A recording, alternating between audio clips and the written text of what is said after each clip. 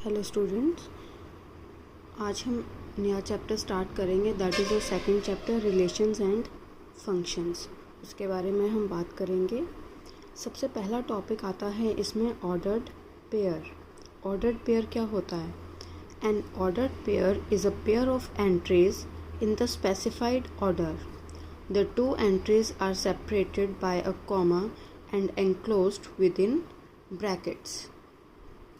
Means और एक ये स्पेसिफाइड एक ऑर्डर होगा जिसको ब्रैकेट में लिखा जाएगा, कॉमा से सेपरेट किया जाएगा।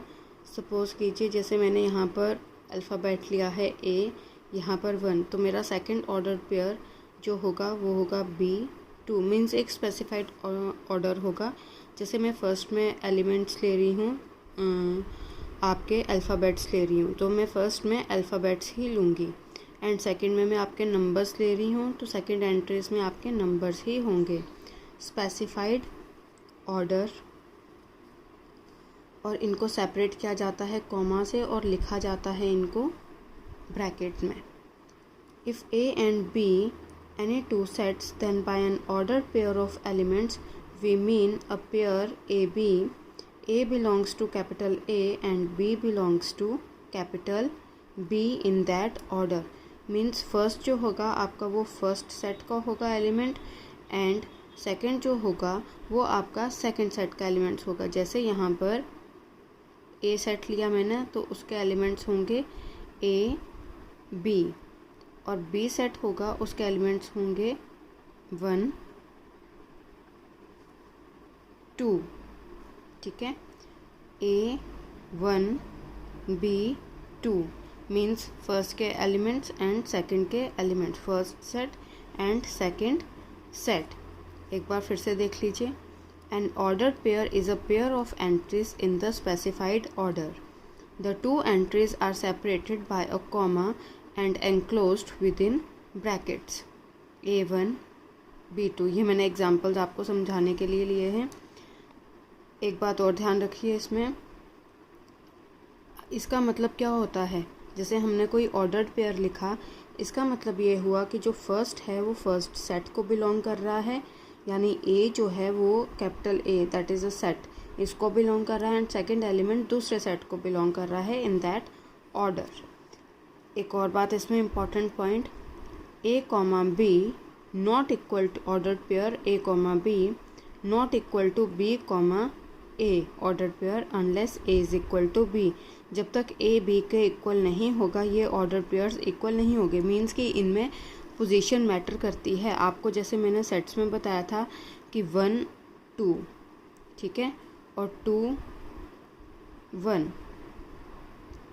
एंड द सेम थिंग आगे पीछे हम लिख सकते हैं, लेकिन यहाँ पर जब हम ऑर्डर्ड पेयर की बात कर रहे हैं तो यहाँ पर पोजीशन मैटर करती है। इस चीज़ का आपने ध्यान रखना है।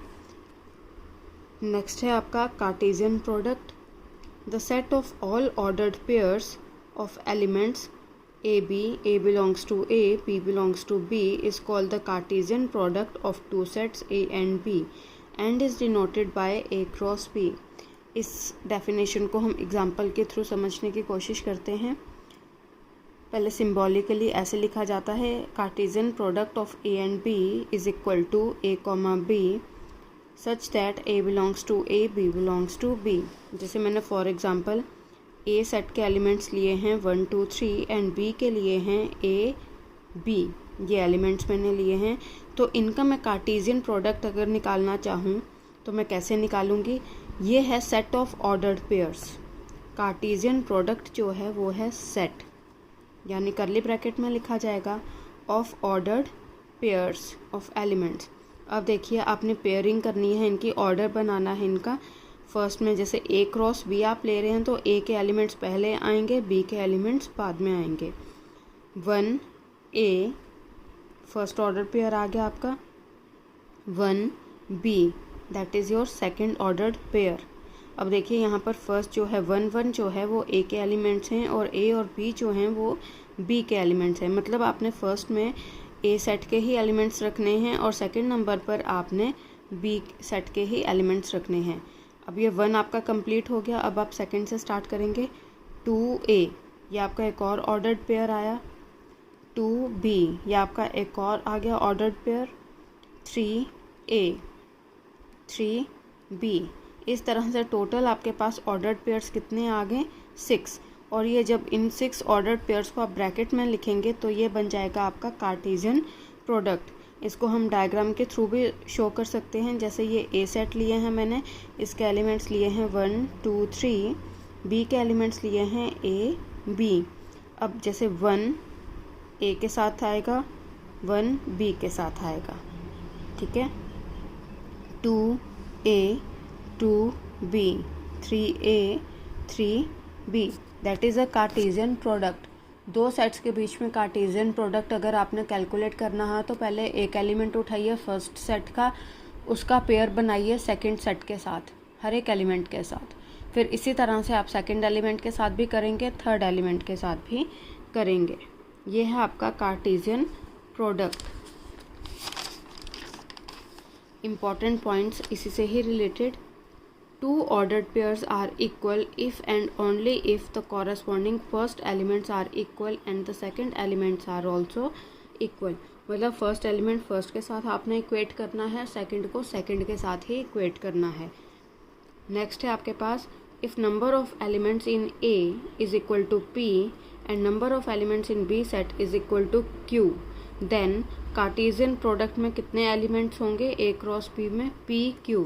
जैसे फॉर एग्ज़ाम्पल हमने प्रीवियस यहाँ पर एग्ज़ाम्पल लिया था, यहाँ पर देखिए ये हमने दो सेट्स लिए थे, इनका कार्टेशियन प्रोडक्ट निकाला। इसके एलिमेंट्स कितने थे? 3 और इसके एलिमेंट्स कितने थे? 2। तो 3 2 ज़ा 6, 1 2 3 4 5 6, ठीक है। If A and B are non empty sets and either A और B इज़ इनफाइनाइट, दोनों सेट में से अगर कोई भी सेट इनफाइनाइट होता है तो सेम केस आएगा कार्टेशियन प्रोडक्ट के साथ भी, वो भी इनफाइनाइट होगा। A क्रॉस B भी आपका Cartesian product of two sets, वो भी आपका क्या होगा? इनफाइनाइट होगा, अगर दोनों में से एक सेट भी आपका इनफाइनाइट होता है तो। And last is Cartesian product of 3 same sets A cross A is equal to ABC such that A, B, C belongs to A. Here ABC is called an ordered triplet. अब इन्हीं Cartesian product पर based, ordered pair पर based कुछ questions attempt करते हैं। जैसे आपकी exercise में है क्वेश्चन, फर्स्ट क्वेश्चन है if this is equal to this find the values of x and y। हम लिखेंगे अकॉर्डिंग टू क्वेश्चन x/3 + 1 जो आपको क्वेश्चन में दिया गया है, comma y - 2/3 equal to 5/3 comma 1/3। उसके बाद आप एक लाइन लिखेंगे, since the ordered pairs are equal the corresponding elements are equal. यहाँ पर आपने देखा कॉरस्पॉन्डिंग एलिमेंट्स भी इक्वल होंगे तभी ऑर्डर्ड पेयर्स आपके इक्वल आएंगे, ठीक है। तो आपने फर्स्ट एलिमेंट को फर्स्ट के साथ इक्वेट करना है। जैसे x/3 + 1 को मैंने किया इक्वल 5/3 के साथ, y - 2/3 को 1/3 के साथ। इस तरह से x और y की वैल्यूज़ मैंने कैलकुलेट कर ली। ये है, आपने ये लाइन ज़रूर मेंशन करनी है कि आपके ऑर्डर्ड पेयर्स इक्वल हैं तभी उनके कॉरस्पॉन्डिंग जो एलिमेंट्स हैं वो भी इक्वल होंगे। सेकंड है आपके पास, if the set A has 3 elements and the set B has 3, 4, 5 elements, then find the number of elements in A cross B, that is Cartesian product। Number of elements A में आपके पास कितने हैं? 3। Number of elements in B कितने हुए? 1 2 3 3, ठीक है। तो number of elements in A cross B is equal to NA into NB, that is equal to 9। ये जो आपके सेकंड इसका इम्पोर्टेंट पॉइंट था वहाँ से लिया है कि नंबर ऑफ एलिमेंट्स अगर आपने कार्टेशियन प्रोडक्ट में कैलकुलेट करने हैं कि कितने आएंगे तो आपने दोनों के नंबर ऑफ एलिमेंट्स को मल्टीप्लाई कर देना है। जैसे यहाँ पर 3 थे, यहाँ पर भी 3 थे, 3 3 ज़ा 9। अच्छा, third question, if G is equal to 7, 8, H is equal to 5, 4, 2, तो आप G क्रॉस H भी निकालेंगे एंड H क्रॉस G। अगर आपने G क्रॉस H निकालना है तो सबसे पहले पेयरिंग करेंगे G क्रॉस H में 7 5, फिर 7 4, 7 2, 7 कंप्लीट हो गया। उसके बाद 8 8 5, 8 4, 8 2। इसी तरह से आप H क्रॉस G को कैलकुलेट करेंगे। ठीक है। फोर्थ क्वेश्चन है, इसमें आपने ट्रू एंड फॉल्स बताने हैं। जैसे आपके पास है if P is equal to this and Q is equal to this then P cross Q is equal to this. ये वाकई इतना वैसे ये आएगा नहीं। क्यों नहीं आएगा? क्योंकि इसमें नंबर ऑफ़ एलिमेंट्स हैं 2, इसमें नंबर ऑफ़ एलिमेंट्स हैं 2।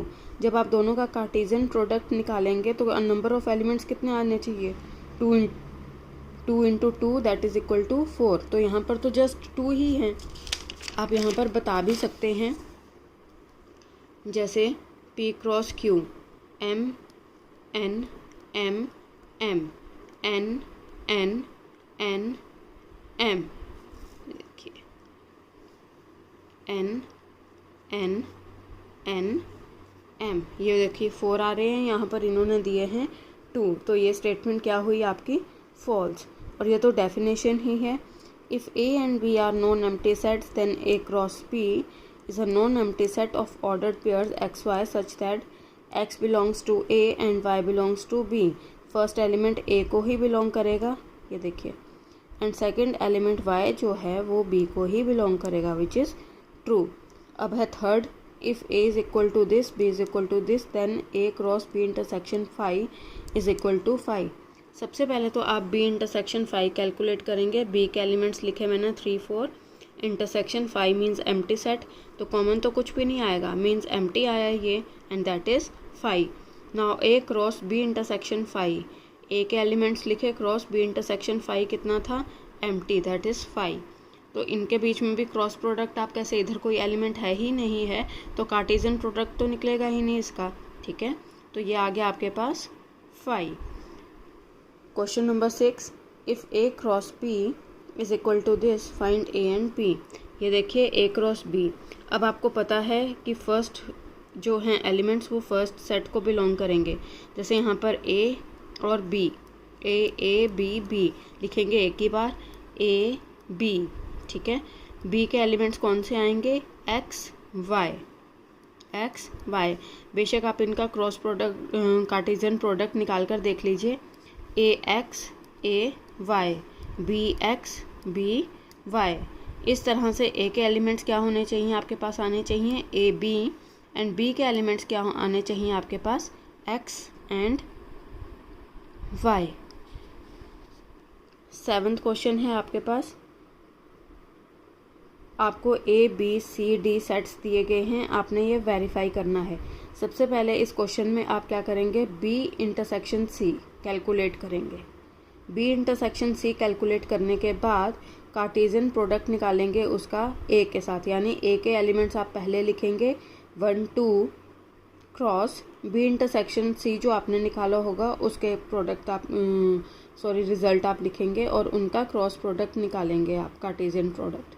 उसके बाद या उसको आप नंबर 1 मार्क कर देंगे, and after that A cross B आप कैलकुलेट करेंगे, A cross B, and after that A cross C आप कैलकुलेट करेंगे, और दोनों के बीच में जो सेम होंगे वो आप लेंगे। इंटरसेक्शन मीन्स कॉमन है, आप पेयर ऑर्डर्ड पेयर्स उठाएंगे और वो आपका रिजल्ट होगा। आप टैली करेंगे कि ये इक्वल आ रहे हैं कि नहीं आ रहे हैं। सिमिलरली A क्रॉस C आप कैलकुलेट करेंगे, A क्रॉस C कैलकुलेट करने के बाद आप B क्रॉस D कैलकुलेट करेंगे। आप ये चेक करेंगे कि A क्रॉस C के सारे एलिमेंट्स B क्रॉस D में हैं कि नहीं हैं। ये क्वेश्चंस आप ट्राई कीजिए एंड समझने की कोशिश कीजिए कि what is Cartesian product. Basically आपकी जो ये एक्सरसाइज है वो कार्टेशियन प्रोडक्ट पर ही बेस्ड है, ऑर्डर्ड पेयर्स पर ही बेस्ड है। तो प्लीज़ इन क्वेश्चंस को ट्राई कीजिएगा। Thank you.